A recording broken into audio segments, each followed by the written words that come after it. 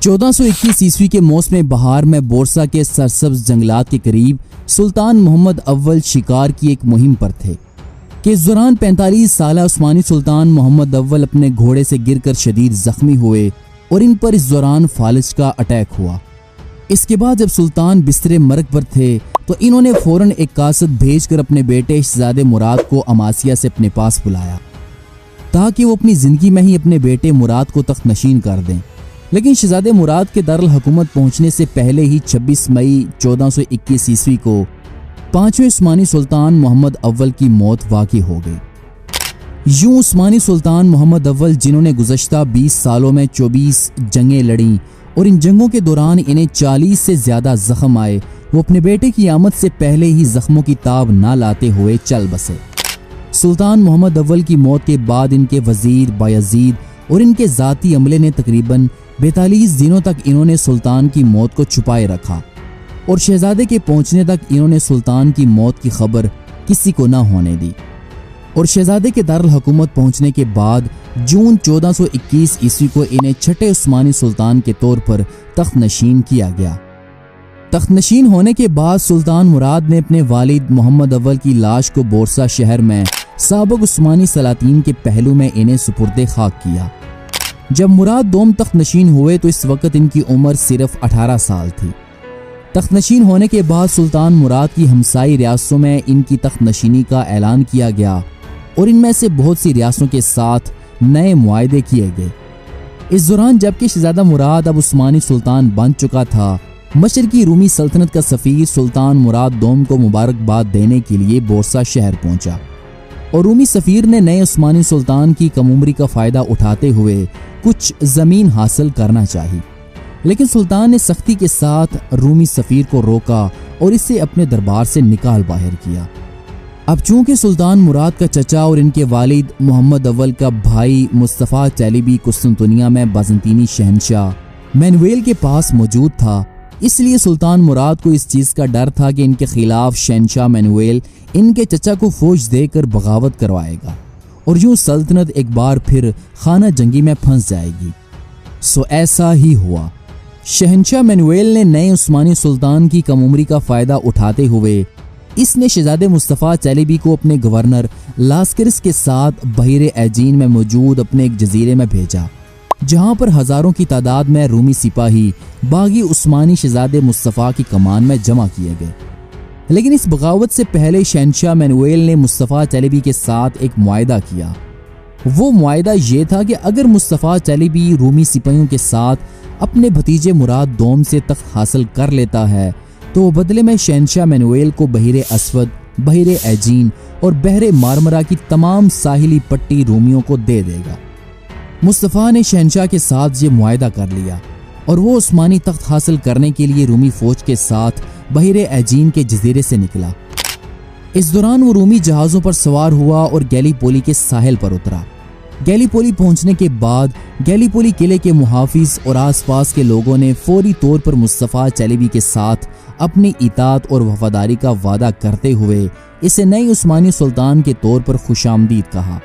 اور جلد مصطفیٰ فتوحات حاصل کرتا ہوا دارالحکومت ادرنہ شہر جا پہنچا۔ اس دوران رومی فوج کے علاوہ بہت سے ترک سپاہی اور کمانڈر مصطفیٰ چیلیبی کے پاس چلے گئے۔ یہی وجہ تھی کہ بہت کم عرصے میں مصطفیٰ چیلیبی نے یورپ کے تمام عثمانی علاقوں پر قبضہ کر لیا۔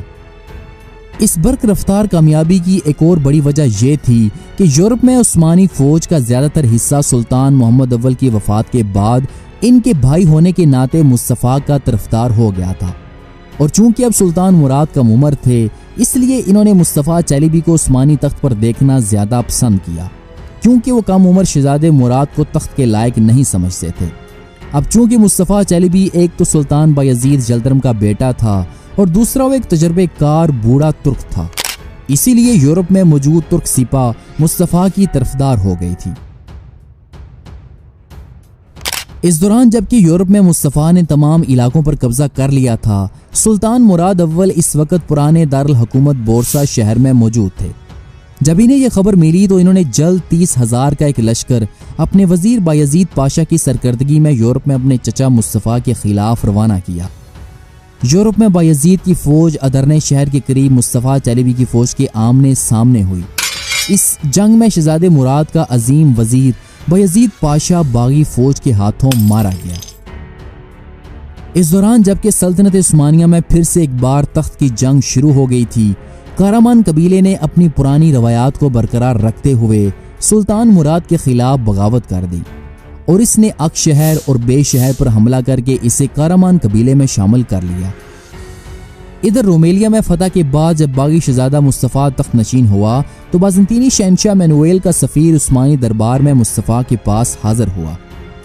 اور اس نے اپنے گزشتہ معاہدے کے تحت جلد بحیر اسود اور گیلیپولی کی ساحلی پٹی رومیوں کے حوالے کرنے کا مطالبہ یاد دلایا، لیکن مصطفیٰ اپنے اس وعدے سے بالکل مکر گیا اور اس نے یہ تمام علاقے جو کہ اس نے معاہدے کے تحت شہنشاہ مینوئیل کو دینے تھے، اس نے وہ علاقے دینے سے صاف انکار کر دیا۔ اس کے بعد مصطفیٰ نے اناطولیہ میں باقی عثمانی علاقوں پر قبضہ کرنے کے لیے وہ اپنی فوج کے ساتھ اناطولیہ روانہ ہوا۔ یوں جنوری 1422 عیسوی کو مصطفیٰ کی 17,000 پر مشتمل فوج نے پرانے عثمانی دارالحکومت بورسا شہر کا محاصرہ شروع کر دیا، لیکن مصطفیٰ کا یہ اقدام اس کی فوج کو ناراض کرنے کے لیے کافی تھا، کیونکہ اس کا کیپیکولو دستہ اناطولیہ میں لڑنے کی بجائے وہ بلقان میں تعینات رہنا چاہتا تھا۔ اس دوران باغی سلطان مصطفیٰ کو ایک اور جھٹکا تب لگا جب اس کا حامی ترک سردار جنید بے اسے چھوڑ کر سمرنا میں اپنے کھوئے ہوئے علاقوں کو حاصل کرنے کے لیے سپاہیوں کے ساتھ وہاں چلا گیا۔ یوں جنید بے کے چھوڑنے اور اس کے کیپیکولو دستے کی ناراضگی اور اس کے علاوہ رومی شہنشاہ مینوئیل کی جانب سے فوجی اور مالی امداد سے محرومی باغی شہزادے مصطفیٰ کی شکست کے لیے کافی تھی۔ جلد مصطفیٰ کو اس محاصرے میں ناکامی ہوئی اور اسے پسپائی اختیار کرنا پڑی، لیکن سلطان مراد نے اس کا تعاقب نہ چھوڑا اور اس کا سخت ترین تعاقب شروع کر دیا۔ اس پسپائی کے دوران مصطفیٰ نے اپنی تقریباً پوری فوج جو کہ وہ یورپ سے مراد دوم کے مقابلے کے لیے لایا تھا، وہ یا تو ختم ہو گئی یا اس نے سلطان مراد کی فوج میں شمولیت اختیار کر لی تھی۔ باغی شہزادہ مصطفیٰ جلد یورپ میں ادرنہ شہر پہنچا تاکہ وہ وہاں مراد کے خلاف کچھ فوج جمع کر سکے، لیکن سلطان مراد برق رفتاری کے ساتھ اس کا تعاقب کیے ہوئے تھا۔ یورپ میں پہنچنے کے بعد مصطفیٰ اپنے چند خاص آدمیوں کے ساتھ ولاچیا کی جانب بھاگنے لگا، لیکن سلطان مراد کے گھڑسواروں نے ان کا تعاقب کرتے ہوئے انہوں نے باغی شہزادے مصطفیٰ کو گرفتار کر لیا